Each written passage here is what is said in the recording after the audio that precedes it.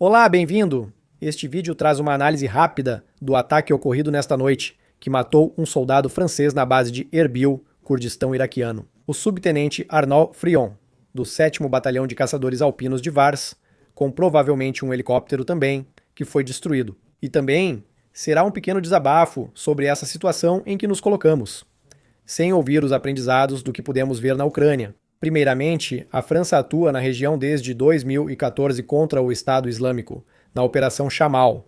Essa luta contra os terroristas ainda continua. Por isso ainda temos essa base para treinar os Peshmerga, curdos que seguem lutando contra o Estado Islâmico e ressurgimentos terroristas na região. Essa base vai permitir cooperação e coordenação das operações entre todos os países da região. Por exemplo, a França ainda tem uma base chamada H5, uma base avançada, que fica na Jordânia, na fronteira com o Iraque. A partir dessa base, é possível operar caças, mas também drones pesados MQ-9 da Força Aérea e Espacial, que usamos para fazer reconhecimento e bombardeio na região. E então, nessa base, em particular em Erbil, tínhamos tanto canhões César, que são canhões de artilharia, que é muito valorizado na Ucrânia e, consequentemente, em vários países ao redor do mundo. A Arábia Saudita comprou, muitos países utilizam, é realmente um canhão muito bom. Temos VABs para transporte de tropas, então essa base tem muitos elementos acessíveis em fontes abertas. E essa é a segunda vez que o Irã ataca diretamente uma instalação francesa. Um depósito da base naval de Abu Dhabi, na qual eles conseguiram destruir esse depósito e, assim, destruir equipamentos que eram necessários para a manutenção dos nossos navios. Felizmente, no ataque à base naval, não houve vítimas, mas neste segundo ataque, infelizmente, houve mortes. Isso é dramático, pois poderia ter sido evitado. Há 4 anos repito isso nos programas e no canal para quem me acompanha. Não estamos preparados para essa guerra intensa, nem para enfrentar um exército que lança 10.000 drones kamikazes por dia. Os ucranianos se adaptaram, possuem equipamentos e conseguem produzir e lançar 10.000 drones kamikazes por dia, o que impede o exército russo. E então, no nível aéreo, nossa defesa aérea, nós temos sistemas ultramodernos, ultra-eficientes, que interceptam até mísseis hipersônicos, mísseis balísticos, tudo o que é necessário. Por outro lado, contra os Shahed de baixo custo, estamos hoje desprotegidos. E o fato de termos acreditado que éramos bons com sistemas muito caros, muito pesados, muito complicados, nos fez pensar que também conseguiríamos interceptar os sistemas mais baratos.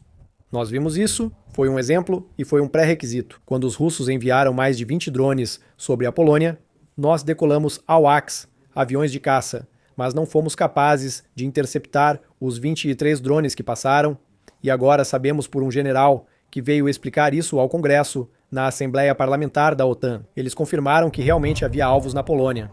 Não foi um erro. Com esses drones que se perderam, dezenas de drones entraram na Polônia. Decolamos caças, que custam dezenas de milhares de euros por hora de voo. Nós lançamos mísseis que custam mais de 1 milhão de euros para interceptá-los, e apenas 3 foram interceptados. Os ucranianos, por sua vez, os Shahed, eles destroem 95%, 98% em algumas noites, enquanto sofrem, em média, 250 ataques por dia.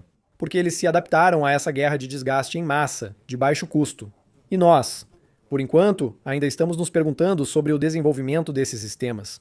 Os ucranianos, eles têm todo um ecossistema, ou seja, há a detecção acústica, a detecção com radares de baixa intensidade. Existe a coordenação em C2, ou seja, centros de comando, com softwares que conseguem integrar todos os sensores e que permitem definir qual será a melhor resposta. Eles têm sistemas de interferência que funcionam, nossos sistemas de interferência. É preciso saber que, quando são testados na Ucrânia, são ineficazes, não funcionam. Então, nossos sistemas de interferência, nós ficamos satisfeitos com eles e achamos que são eficazes. Porque quando fomos confrontados em navios, a Marinha Nacional, com drones Shahed-Houthi, conseguimos interceptá-los. Eram as primeiras gerações dos Shahed, e nossos bloqueadores funcionam nelas, mas não nos modelos lançados atualmente. Da mesma forma, destruímos um drone kamikaze de longo alcance fazendo decolar um helicóptero Panther, e eles atiraram nele com uma metralhadora, e assim o destruíram. Então, porque tivemos alguns sucessos contra as primeiras gerações dos Shahed, acreditamos que hoje somos capazes de enfrentar o dobro, o que é uma prova de que não somos capazes. E, infelizmente, talvez também porque olhamos os ucranianos de cima, nos proibimos de comprar dos ucranianos. Mas hoje, Temos falhas na nossa defesa. Pensamos em esperar até criar nossos sistemas, mas se levar 3 ou 4 anos para obter um equipamento eficaz contra os Shahed, não podemos ficar desprotegidos. Nos efetores, vocês têm a empresa Alta Haret, já falei dela para vocês várias vezes, que realmente destrói drones kamikazes na Ucrânia. Eles são bons, são eficazes, provaram sua eficiência em um teste, inclusive com a direção de armamento. Então funcionou e mesmo assim não fizemos a compra, sendo que era isso que poderia ter interceptado os drones que atacaram nossas instalações em Abu Dhabi e agora no Iraque, e isso teria evitado mortes. Esse sistema está operacional desde outubro do ano passado. A gente simplesmente esperou, porque há questões administrativas, como sempre, então espero que isso avance bem rápido. Porque não é possível que a gente fique para trás e não se adapte à realidade dessa guerra. Temos uma área em que temos um efetor, mas para todo o resto, os sensores, os países bálticos, eles, por exemplo, estão se equipando com um sistema chamado Skywall. E isso deve permitir que eles detectem para depois poder destruir e interceptar. Depois surge outro problema. Como eu disse, até agora lidávamos com drones de primeira geração. Mas sabemos que a Rússia forneceu ao Irã feedbacks de experiência sobre o uso tático desses drones, para melhorar a eficácia dos Shahed contra os países da região e também contra nossas bases. Então, isso é uma verdadeira dificuldade. Hoje, o nível dos Shahed que enfrentamos não é aquele contra o qual treinamos durante anos e anos, achando que seriam sempre coisas ruins feitas pelos Houthis. E o segundo problema é que em alguns dos Shahed que foram encontrados nas praias, nos Emirados, havia marcações em russo, ou seja, esses países, a Turquia, que recebe mísseis balísticos vindos do Irã, os Emirados, que também recebem Shahed e mísseis, permitiram que a Rússia contornasse as sanções. É por causa deles que a Rússia ainda tem dinheiro, e é por causa deles que a Rússia consegue obter peças de reposição. E esses países que permitiram à Rússia continuar produzindo Shahed, hoje estão enfrentando as consequências e a questão das peças de reposição. Encontramos marcas russas em drones Shahed que caíram nas praias de Abu Dhabi. Então, esses países, eu espero que hoje, já que é a Ucrânia, que os defende das próprias besteiras deles, eu espero que esses países abram os olhos e que ajudem a Ucrânia de forma clara e total, comprando seus equipamentos, comprando seus serviços, comprando o necessário para que ela possa se proteger. É preciso admitir que os ucranianos estão muito à frente e levaremos anos para alcançá-los. Hoje, o problema, mais uma vez, é que é praticamente o contrário do que vemos agora. Como consequência, os Estados Unidos suspendem as sanções sobre o petróleo russo, o que dá um novo fôlego à Rússia para financiar sua guerra, no exato momento em que temos provas de que a Rússia está transferindo para o Irã informações de direcionamento, as mesmas informações de direcionamento que matam nossos soldados e que atacam nossos aliados e civis na região.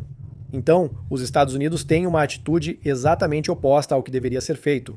Já esse ataque contra o Irã, vocês conhecem minha opinião, talvez não seja o momento certo, nem a maneira certa. Mas, de qualquer forma, eles não estavam preparados. E agora que não estão preparados, a consequência é que isso reacende o potencial da Rússia. Erros, em todos os aspectos, nossos erros nacionais, sei que estão sendo corrigidos, o que é muito bom. Espero que em breve tenhamos sistemas de proteção para nossas bases, instalações e também para a França. Porque eu lembro que, desde outubro de 2024, sabemos que se os russos atacarem os países bálticos, eles também vão bombardear os países que vierem ajudar os países bálticos. Ou seja, nossos aeroportos, nossas ferrovias, e não serão ataques vindos da Rússia, serão ataques que virão diretamente dos navios que passam ao largo. Porque os russos colocaram Shahed, mísseis balísticos, mísseis de cruzeiro como o Clube K, em contêineres, e eles se gabam disso. Eles apresentam isso no grande salão deles, onde mostram seus equipamentos militares de nova geração. Então, a gente sabe muito bem que um cargueiro que passa perto da França poderia potencialmente lançar dezenas e dezenas de Shahed. Hoje não conseguimos interceptá-los, então é urgente agir. Se os russos decidirem atacar os países bálticos, como já anunciaram várias vezes, como Patrushev repetiu ainda no final do ano passado, dizendo que esses países, que são países da União Europeia, devem voltar para a esfera russa. Ao mesmo tempo, eles vão nos bombardear. Então, hoje, é preciso simplesmente se preparar. Pronto, esse foi o desabafo do dia. Quanto aos patches ao meu lado, vocês têm todos os links para compra e doações humanitárias. Pela Ucrânia, onde estou, permaneço aqui. É preciso apoiá-los, pois a linha de frente da Europa é a Ucrânia. Aqui percebemos tecnologias que já deveriam ser implantadas em nosso país, onde ocorre a inovação disruptiva, rápida e de baixo custo. Com um ciclo de inovação semanal, os ucranianos sabem que machine learning, aprendizado e lições aprendidas são essenciais. São eles que têm isso, e são eles que vão continuar avançando em relação aos países que não estão lá para ajudá-los. Então, precisamos nos mobilizar absolutamente com nossos drones, com nossa guerra eletrônica, com todos os nossos sistemas. Não devemos tentar vender para eles. É essencial estar aqui para aprender e não ser superado pelas tecnologias ucranianas, além de enfrentar as russas. Espero que tenham gostado e até breve.